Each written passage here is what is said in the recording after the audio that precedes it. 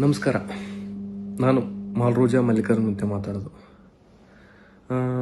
ಏನಪ್ಪ ಅಂದ್ರೆ ಈ ವಿಷಯ ನನ್ನ ಶ್ರೀಮಠದ ಭಕ್ತಾದಿಗಳಲ್ಲಿ ಏನು ಹೇಳೋದಂದರೆ ಯಾವದ ಆತಂಕ ಪಡೋಂಥ ವಿಷಯ ಅಲ್ಲ.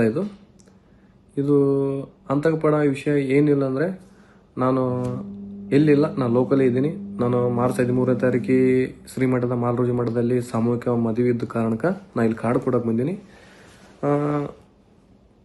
ಮಠಕ್ಕೆ ಪೊಲೀಸ್ ಸಿಬ್ಬಂದಿ ಕರೆ ನೀಡ್ಯಾರಂತ ಕೇಳಿಬಿಟ್ಟೆ. ನಾನು ಖಂಡಿತವಾಗಿ ನಾನು ಅವರು ಯಾವಾಗ ಕರೆ ನೀಡ್ತಾರ, ಯಾವಾಗ ನನಗೆ ಬಾರಂತ ಕೇಳಿಬಿಟ್ಕೊಂತಾರ, ಖಂಡಿತವಾಗಿ ನಾನು ಅವ್ರ ಹತ್ರ ಹೋಗಿ ನಿಲ್ಲಕ್ಕೆ ನಾನು ಸಿದ್ಧ. ನಮಸ್ಕಾರ ಸರ್, ನಾವು ಮಲ್ಲಿಕಾರ್ಜುನ್ ಮುತ್ತಿ ಅಪ್ಪಾಜಿ. ನಾವು ಅವರು ತುಂಬ ಭಕ್ತರು. ನಾವು ಅವ್ರ ಬಗ್ಗೆ, ಅಪ್ಪಾಜಿ ಬಗ್ಗೆ ಈ ಥರ ಫೇಕ್ ನ್ಯೂಸ್ ಎಲ್ಲ ಕಳಿಸಿರೋದು ತುಂಬ ಅಪರಾಧ ಅಂತ ಕೇಳ್ಕೊತೀವಿ. ನನ್ನ ಅಣ್ಣ ತಮ್ಮದಿರು ಕೂಡ ನನಗಿದ್ದಾರೆ ಅನ್ನೋದು ಕೂಡ ಮರ್ತು ಬಿಟ್ಟಿದ್ದೀನಿ. ನಾನು ನನ್ನ ಅಪ್ಪಾಜಿಗಿನ್ನ ಹೆಚ್ಚಾಗಿ ಅವ್ರನ್ನ ನೋಡ್ತಿದ್ದೀವಿ.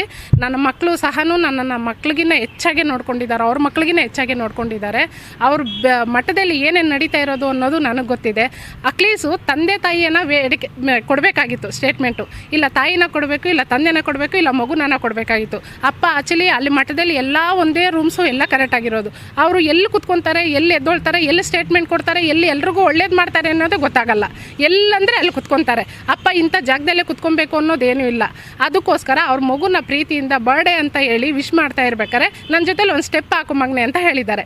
ಅದು ಈ ಥರ ಸ್ಟೆಪ್ ಮಾಡಿ ಈ ಥರ ಜುಟ್ಟು ಹಿಡ್ಕೊಂಡಿರೋದು ಅದು ಅಪರಾಧ ಅಂತ ಹೇಳಿದರೆ, ಎಲ್ಲೆಲ್ಲಿ ಏನೇನು ಕೊಳೆ ಕೇಸೆಲ್ಲ ನಡೀತಾ ಇದೆ ಆ ಥರದ್ದೆಲ್ಲ ಬಿಟ್ಟು ನನ್ನ ಅಪ್ಪನ ಮೇಲೆ ಅಪರಾಧ ಹೊರಿಸಿರೋದು ತುಂಬ ಅಪರಾಧ ಅಂತ ನಾನು ಕೇಳ್ಕೊತೀನಿ.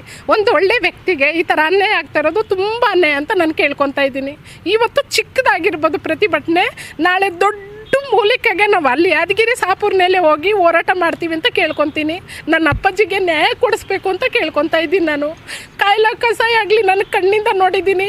ಎಂಥ ತಿಕ್ಕಲ್ರು ಪುಕ್ಕಲ್ರು ಏನೇ ಬಂದರೂ ಕೂಡ ಅಪ್ಪ ಔಷಧಿ ಹಾಕಿ ಔಷಧಿ ಕೊಡ್ತಾರೆ. ನಮ್ಮಂಥ ಭಕ್ತಾದಿಗಳಿಗೆ 3 ಕ್ವಿಂಟಲ್ಲು ಇಲ್ಲ ಅಂದ್ರೂ ಪ್ರತಿದಿನ ಊಟ ಬೇಯ್ತಾ ಇದ್ದಾರೆ. ಇವಾಗ ಅಪ್ಪಾಜಿಗೆ ಮಾತ್ರ ವಾರೆಂಟು ಅಂತ ಈ ಕಡೆ ಹಾಕಿದ್ದಾರೆ. ಎಷ್ಟು ಜನ ಹೊಟ್ಟೆ ಮೇಲೆ ಬಡ ಮಕ್ಕಳು ಅಲ್ಲಿ ಊಟ ಶಾಲೆಯಿಂದ ಬಂದು ಊಟ ಮಾಡ್ತಾರೆ. ಎಂಥ ವಯಸ್ಸಾದರೂ ಕೂಡ ಊಟ ಮಾಡ್ತಾರೆ ಅಲ್ಲಿ. ಅಂಥವ್ರಿಗೂ ಕೂಡ ಇವಾಗ ಹೊಟ್ಟೆ ಮೇಲೆ ತಣ್ಣೀರು ಬಟ್ಟೆ ಹಾಕಿರುವಂಥ ಕೆಲಸ ಮಾಡಿದ್ದಾರೆ ಈ ಮಕ್ಕಳ ಇಲಾಖೆಯವರು. ಅಪ್ಪಾಜಿ ಮೇಲೆ ದಯವಿಟ್ಟು ಯಾವುದೇ ಅಂತ ತಪ್ಪು ಇಲ್ಲ ಅಂತ ಕೇಳ್ಕೊತಾ ಇದ್ದೀವಿ ನಾವು. ಅಪ್ಪಾಜಿ ಬಗ್ಗೆ ತುಂಬ ಇದು ಮಾಡಿರೋದು ತುಂಬ ಅಪರಾಧ ಅಂತ ನಾನು ಕೇಳ್ಕೊತಾ ಇದ್ದೀನಿ. ಅದಕ್ಕೆ ಸರ್, ಅವ್ರದ್ದು ಇನ್ಸ್ಟಾಗ್ರಾಮ್ ಪ್ರೊಫೈಲಲ್ಲಿ ಒಂದು 106 ಮಕ್ಕಳದ್ದು ವೀಡಿಯೋಸ್ ಇದೆ, ಅದನ್ನು ನೀವು ನೋಡ್ಬೋದು. ಅದನ್ನೆಲ್ಲ ಬಿಟ್ಬಿಟ್ಟು ಈ ಹುಡುಗಿನೇ ಇಟ್ಕೊಂಡು ಯಾಕೆ ಈ ಥರ ಮಾಡ್ತಾ ಇದ್ದಾರೆ ಅಂತ ತುಂಬ ಗೊತ್ತಾಗ್ತಿಲ್ಲ ಸರ್. ಈಗಿನ ಕಾಲದಲ್ಲಿ ತಂದೆ ತಾಯಿನ ಬಿಟ್ಬಿಟ್ಟು ಅನಾಥಾಶ್ರಮಕ್ಕೆ ಸೇರಿಸ್ತಾರೆ. ಓಕೆ, ಈಗಿನ ಕಾಲದಲ್ಲಿ ತಂದೆ ತಾಯಿನ ಅನಾಥಾಶ್ರಮಕ್ಕೆ ಸೇರಿಸ್ತಾರೆ. ಆದರೆ ಅಪ್ಪ ಎಷ್ಟೋ ಜನ ತಂದೆ ತಾಯಿನ ಅಲ್ಲೇ ಸಾಕ್ತಾಯಿದ್ದಾರೆ, ಅಣ್ಣ ತಮ್ಮಂದಿರನ್ನ ಅಲ್ಲೇ ಸಾಕ್ತಾಯಿದ್ದಾರೆ. ಅವರು ಇವಾಗ ಒಂದು ಕಾಲದಲ್ಲಿ ಊಟ ಹಾಕೋಕ್ಕೂ ಇದಿರಲ್ಲ, ಆದರೆ ಅಪ್ಪ 3 ಹೊತ್ತು ಬೇಯಿಸ್ತಾ ಇರ್ತಾರೆ. 24 ಗಂಟೆ ಒಲೆ ಅಂಟಿಸಿದ್ರೆ 24 ಗಂಟೆ ಅದು ಉರಿತಾನೆ ಇರುತ್ತೆ. ಯಾವಾಗಲೂ ಊಟನೇ ಹಾಕ್ತಾ ಇರ್ತಾರೆ. ಅಂಥವ್ರ ಮೇಲೆ ಈ ಥರ ಅಪರಾಧ ಬಂದಿರೋದು ತುಂಬ ದೊಡ್ಡ ತಪ್ಪು. ಹಾಗಾಗಿ ದಯವಿಟ್ಟು ಕೇಳ್ಕೊತೀನಿ, ಇದನ್ನು ವಾಪಸ್ ತೊಗೋಬೇಕು ಅಂತ ಕೇಳ್ಕೊತಾ ಇದ್ದೀನಿ ಸರ್. ಓದಿಲ್ಲ, ಅಲ್ಲೇ ಹೋಗಿ ಬಂದು ಮಾಡ್ತಾ ಇದ್ದೀವಿ ಸರ್. ಯಾವತ್ತೂ ಏನೂ ಆಗಿಲ್ಲ. ಒಂದು ಗೋಲ್ಶಾಲೆ ಇದೆ, ಒಂದು ಅನಾಥಾಶ್ರಮ ಇದೆ, ಈಗ ಹೊಸ್ದಾಗಿ ಒಂದು ಮಠ ಕಟ್ತಾ ಇದ್ದಾರೆ.